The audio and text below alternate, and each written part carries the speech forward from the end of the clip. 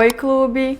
Hoje eu escolhi trazer para vocês uma resenha do livro O Desabamento, do Édouard Louis. Foi meu primeiro contato com a obra do Édouard Louis, mas antes de falar sobre o livro, eu queria dar uma introdução de quem que é esse autor, de onde que ele veio, o que que ele faz, para chamar tanto atenção na escrita dele. Eu acho que não teria como falar sobre a obra dele sem falar um pouco sobre a história dele.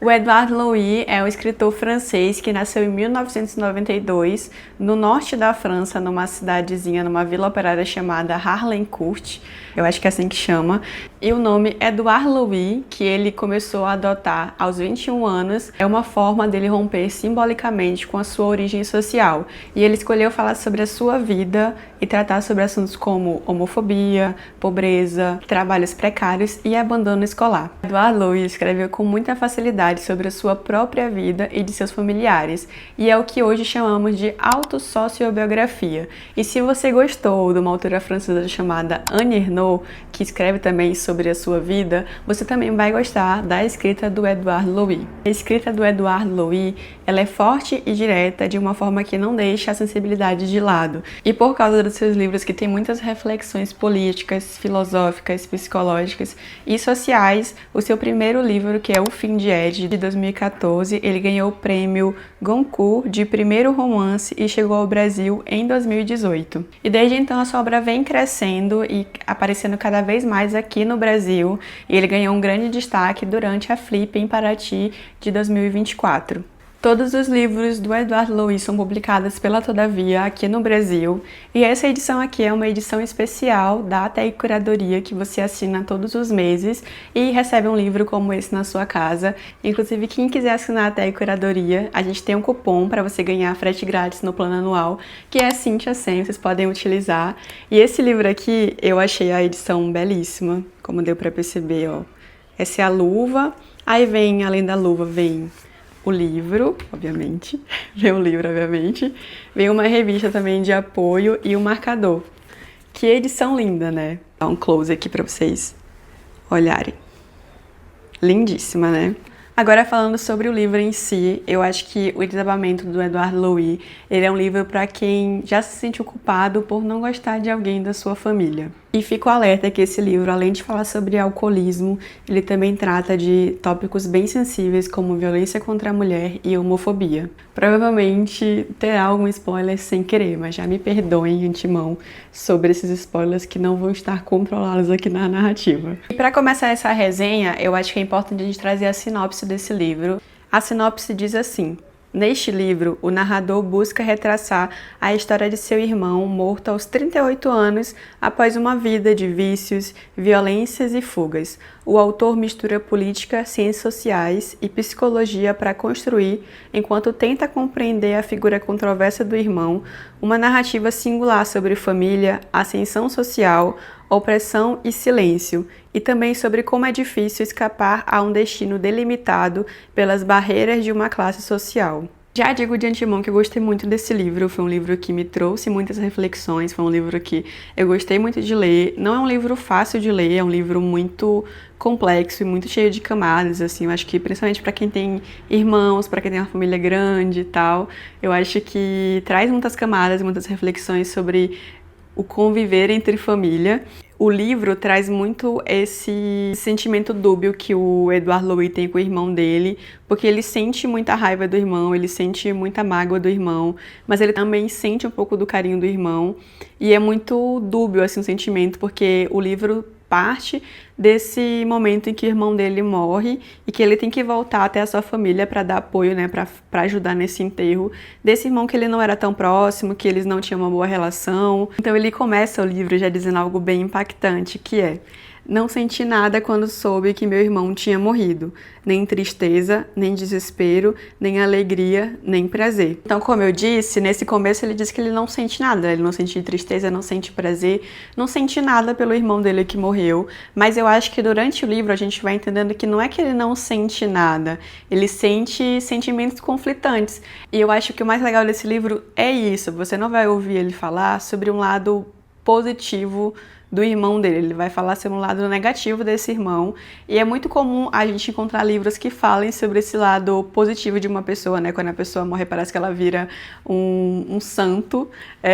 E aí ele traz esse outro lado, que é uma pessoa que teve uma vida muito caótica, uma vida com muitos traumas e com muita violência, né? Um ciclo de violência interminável e que também deixou essa pessoa violenta. Então ele traz muitas reflexões sobre esse lugar do luto, de um luto que não é de eu amei muito uma pessoa e perdi essa pessoa e estou enlutada porque eu não vou mais vê-la, mas ele vai trazer esse lugar de uma pessoa da minha família morreu e eu às vezes me sinto culpado por não estar sentindo tristeza, mas trazendo reflexões de como era essa pessoa. Eu acho que o principal desse livro é isso, assim. O irmão mais velho, ele era carinhoso, mas ele era também a pessoa que trouxe muitos traumas pro Eduardo, porque ele era muito homofóbico. Ele era, assim, muito difícil de lidar, e ele trouxe muitos traumas pro irmão dele, né? Então, eu acho que o legal desse livro é isso também, assim, tipo, do quanto que é difícil para ele entender esse sentimento. E aí, no decorrer do livro, ele não pega só as memórias dele para construir esse livro, mas ele pega memórias de outras pessoas que são importantes nessa narrativa, como a mãe dele, como os irmãos dele, como as mulheres que o irmão dele se relacionou, como pessoas que estiveram próximas a eles, amigos, que, enfim, acolheram ele durante a vida dele. Então, não é só um relato do Edouard Louis, mas também de todo mundo que esteve em volta desse irmão e que tem vivências diferentes da dele e também tem vivências parecidas com o que ele teve desse irmão. Eu vou dar um contexto aqui do irmão do Edouard Louis, que eu acho que é importante, assim, pra gente entender essa história, porque ela é tão interessante. Esse irmão mais velho do Edouard Louis, ele nasceu em uma família disfuncional, assim como o Edouard Louis, mas ele é um dos filhos mais velhos, né? E aí ele não é filho do mesmo pai que o do Edouard Louis. Ele é filho de um outro casamento em que o pai dele abandonou a mãe dele. E ele era uma criança que adorava o pai, que tinha, enfim, um apego muito grande com esse pai.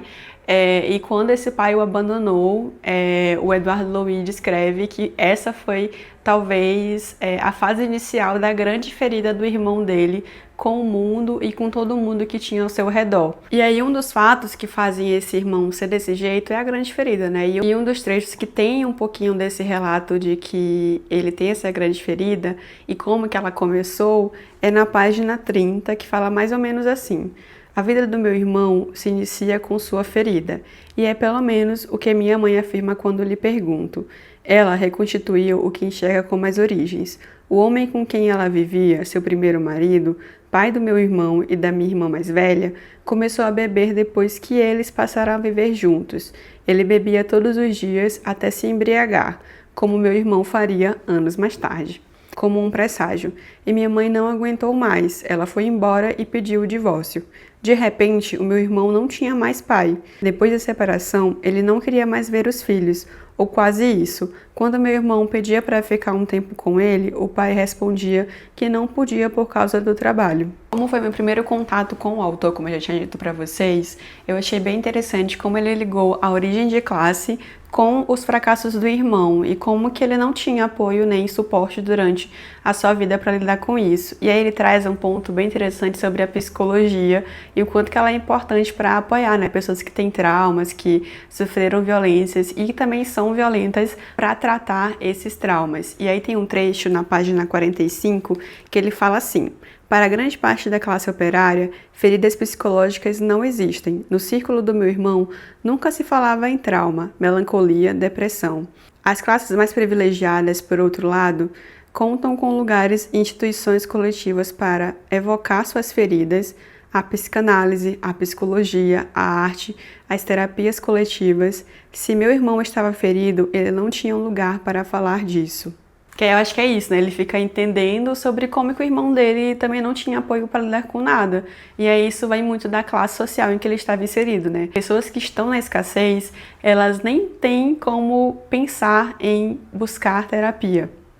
E eu acho que isso é um ponto que ele traz muito nesse livro, né? O quanto que pessoas que estão em situações vulneráveis não têm apoio para cuidar da saúde mental. Eu acho que é importante também falar que durante a leitura teve muitos pontos assim que eu precisei digerir, que eu precisei parar, pausar e ler com menos velocidade, porque os livros do Eduardo Louis, como eles são muito crus, eles têm uma escrita muito direta, muito limpa, assim, no sentido de que, tipo, ele não tem medo de colocar as palavras dele no mundo, deixar as coisas mais reais. Muitas vezes os tópicos sensíveis eles vinham assim, tipo, num turbilhão. E aí, como, por exemplo, fala de assuntos muito sensíveis como o alcoolismo, fala muito sobre violência contra a mulher, sobre homofobia, são temas muito pesados. E aí eu esperei um pouco, respirei um pouco para ler esse livro e deixar ele mais digesto, assim, durante a leitura. Eu achei também muito relevante como ele trouxe o sonhar, né? O sonhar durante o processo de escassez, né? Então, essa família que ele viveu e que o irmão dele viveu era uma família que não tinha condições de sonhar. E esse irmão, ele era um sonhador, ele não queria só, tipo, conseguir um carro ou, tipo, ter um bom emprego. Ele queria, tipo, ser o melhor, ele queria, tipo, ele sonhava muito grande e queria realizar esses sonhos. Mas pelo contexto social, ele foi engolido, né? Ele foi engolido de muitas formas.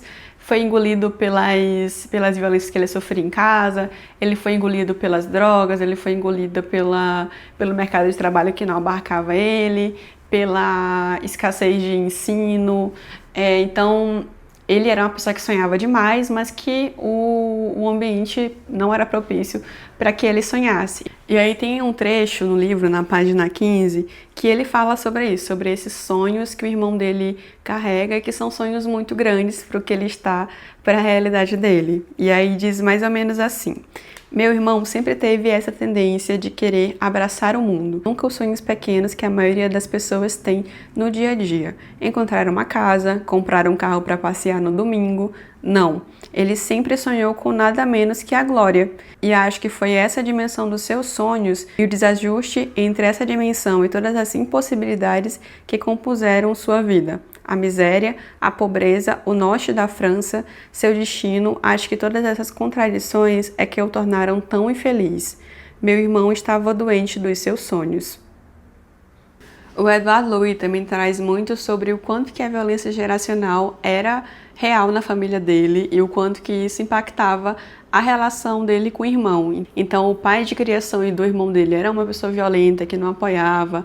A mãe também era, tipo, uma pessoa que não apoiava. Então, todo esse ciclo de violência geracional fez com que o irmão dele fosse mais um peão dessa violência geracional. E, enfim, o ciclo, ele continua lá e continua perpetuando a violência. Ele também fala sobre a importância de não ser mais uma dessas pessoas que mantém esse ciclo da violência geracional e que ele saiu da casa por isso também, né? E aí a gente entende porque que o Edouard Louis era distante da família, porque que ele não gostava do irmão, porque que ele saiu de casa, porque que ele procurou outras formas de quebrar esse ciclo, que foi a partir da educação e a partir da escrita, né, de se entender no mundo através da escrita.